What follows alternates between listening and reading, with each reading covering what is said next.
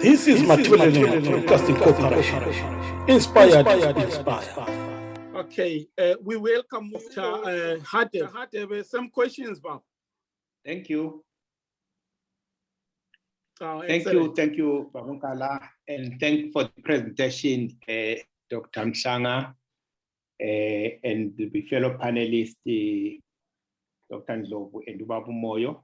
I think the comments that have been raised are very, very useful and interesting indeed.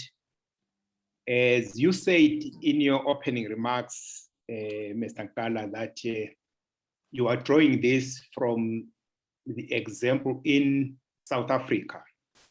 And with that background, perhaps it's important to note that those who referred to the concept of state capture in the South African context actually called it the corporate capture of state, which meant here we bring in the role of the private players, the companies, and the like. And I would agree with Dr. Skavate that the issue of state capture is a matter of degrees. I think I should say, well, he didn't put it that way, that all states are captured in a way. So I think if we look at the Zimbabwean situation, it's important that we look at our own context, we look at our history, and we look at where we are and why we might think Zimbabwe is a captured state or is not a captured state, depending on where you really stand. Before perhaps maybe coming to some of the points that I think might strengthen this discussion, perhaps I go back to what Dr. Skavate raised, which is very important for us to engage. I found it very, very interesting, the issue of coming to the etymology of the nation, and perhaps distinguishing it from the state, but perhaps zeroing in on the nation, especially the post-colonial states in Africa. I would pose this question, Doc, for you to perhaps even elaborate further. It perhaps will help us in a way to say, if what we have in Africa does not reflect the ideal of what a nation would be, do we have any nation anywhere in the world? Because all nations, in my view, and what other writers have said, are actually creations by the people, by the writers, by the artists, by these musicians. You know, it's the concept of a nation itself is imagined. Hence, it will be very interesting to trace whether is there really anywhere a country where there is a congruence between the nation and the state, where one ethnic or racial group with one language, with one history, with a common ancestry, and it has its own state. And perhaps tally that or juxtapose that and think of the possibility of a multinational state. Is it not possible in the post-colonial, including in the Zimbabwe situation, to have a multinational state if we take the state as an organ through which we navigate and regulate power and distribution of resources? So I thought that would be very interesting. I bring this because if you also go into history, you realize that the nation building has always been a longer process in all countries that at a certain point achieved their statehood or a nationhood. So the building of a nation is an effort. And I would say perhaps in the Zimbabwean situation, those who had authority, those who had the opportunity to build a nation, it was possible to build a nation in Zimbabwe, but perhaps they failed, perhaps they had different agenda. If you can cite one Italian unifier who said, we have built Italy, but now we have to build Italy. So the question of nation building, you go out of your way to harness harmony, to bring that sense of citizenship, to bring that sense of belonging. And there are many ways of doing it, which I would agree that the Zimbabwean leaders, as it were, perhaps failed in that respect dismally. And also, I like the point you raised that citing America on the issue that for the nation to live, the tribe must die, and the whole tribe must die. I thought you'll go further on that one and bring that. But I thought perhaps you will also come to the concept, since you have cited the issue of the historical aspect, ZAPU, ZANU, and the like, and say, perhaps you could also elaborate further to say, even before ZANU took over in 1980, there was this push to unite the Zimbabwean liberation movement. And this push even came from the OAU, from the so-called frontline states.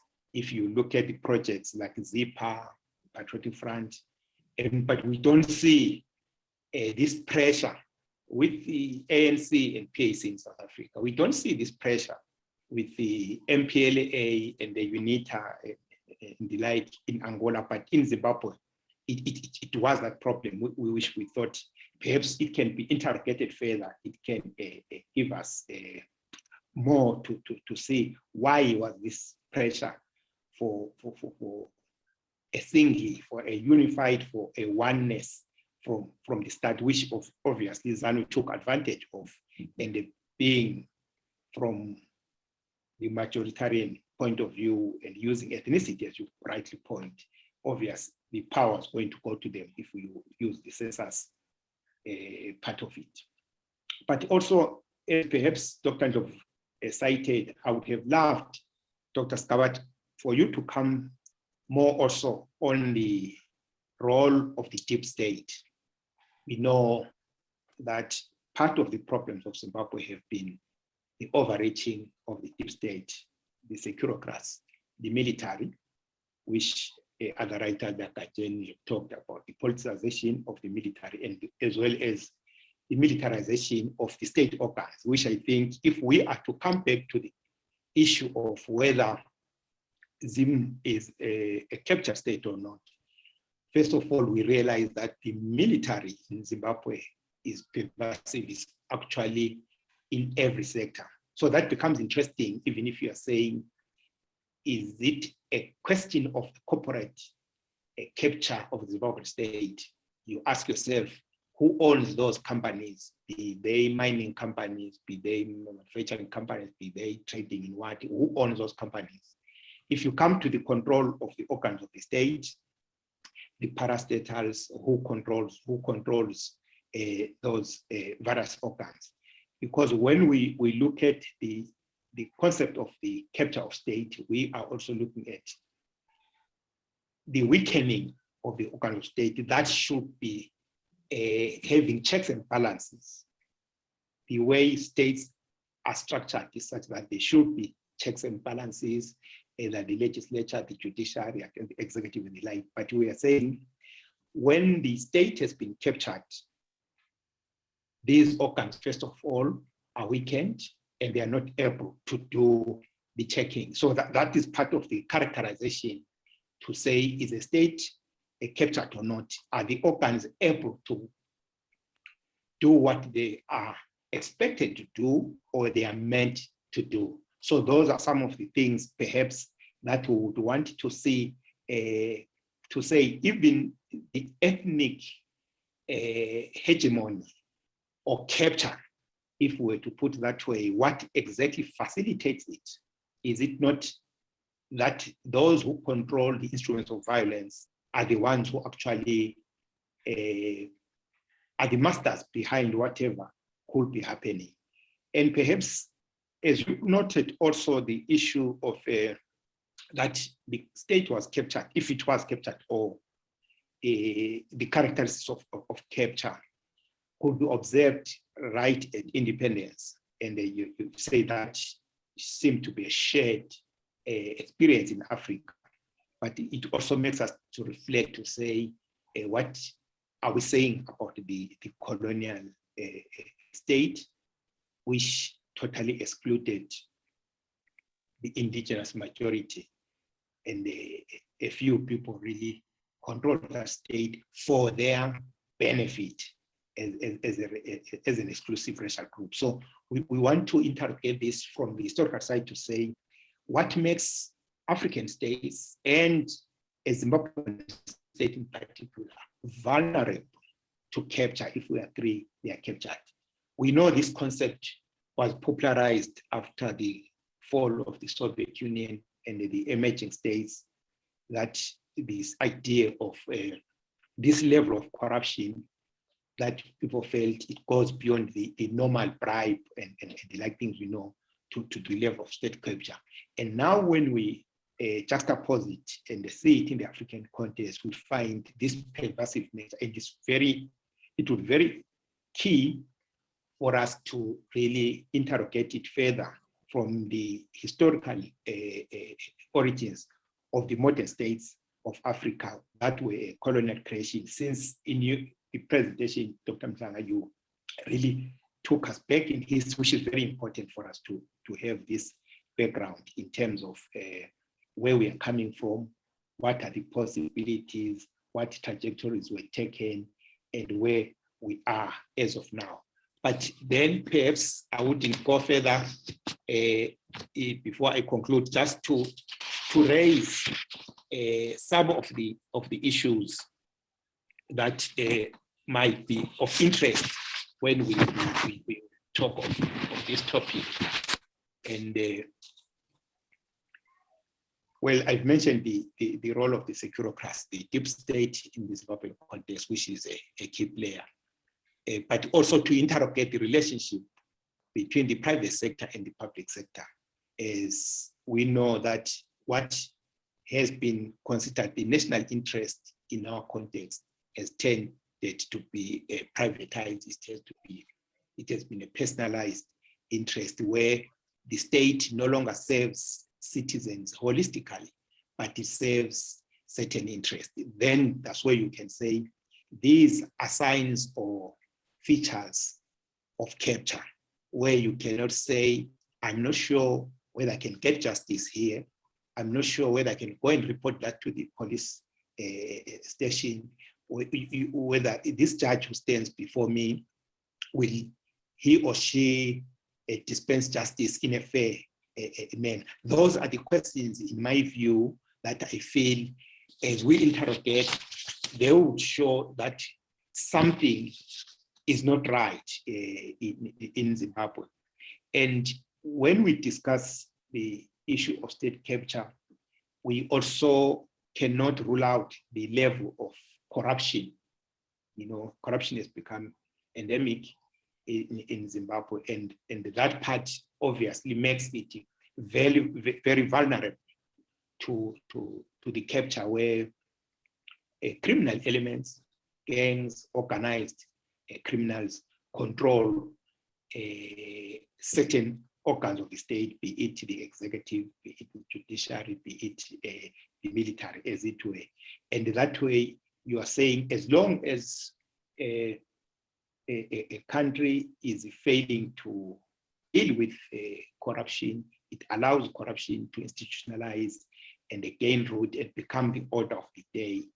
That state is vulnerable, is susceptible to capture. So if one looks at, I don't want to declare or state whether Zimbabwe is captured or not, but I think when we do the characterization, it's easy for people to say whether it is captured, if it is partially captured, if there's a concept like that, but at least we can see that generally corruption is very, very pervasive, and so much has been said about it, and there seems to be either no ability or no political will to reduce it, to arrest it. And that also gives questions to say, is this really state not captured? Are those who are supposed to be authority, are they acting in their own will, or they are acting under certain forces that are behind them? So I think for now, those are my few inputs. Thank you, colleagues. Okay, no, thanks very much, Dr. Hadeb. Maybe reflect on what Dr. Skabate has said in answering your questions. And in the process, if you can give us your ideas in terms of what can be done to prevent state capture. Thank you, Babunkala. I think Dr. Skabate is now my own teacher. I am your student because I've been enjoying and learning a lot and seeing the advantage of age. Now I can benefit from those who are still steeped in academic rigor and research. I think it's very impressive. I wouldn't go further. I liked it, especially the point when you say the concept or the idea of a multinational state is too late. So you say that of federalism and devolution in Zimbabwe are rather too late. I think I agree with you 100% on that one. Taking on that note, and you ask Babunkala on what needs to be done, I think if we take the capture, as Dr. Skabate outlined, that in the Zimbabwean context, we are captured by an ethnic nationalist chauvinist group, I think then we have the right to exercise self-determination. I think that is clear, and I think all of us here will agree, even if we might term it differently. We have the right to exist as well, a right that we don't need to beg it from anyone, a right to exist that we mustn't ask from anyone, but a right that we think by all standards we're entitled to. I think we have suffered a lot, we've been discriminated a lot, we've been abused a lot, we've been marginalized beyond the word. So I think it is time for self-determination, and that's the only way we can answer to the ethnic capture of the Zimbabwean state. I thank you. Siyabonga kakhulu, sibonge kakhulu ama-panelists ethu, sibonge nama-participants engingasawanikezanga ithuba, sibonge nabo bonke abalaleli nababukeli be-Mathuleni Broadcasting Corporation. Igama nguThulana kaNkala, ngithi khulu. This is Mathuleni Broadcasting Corporation. Inspired to inspire.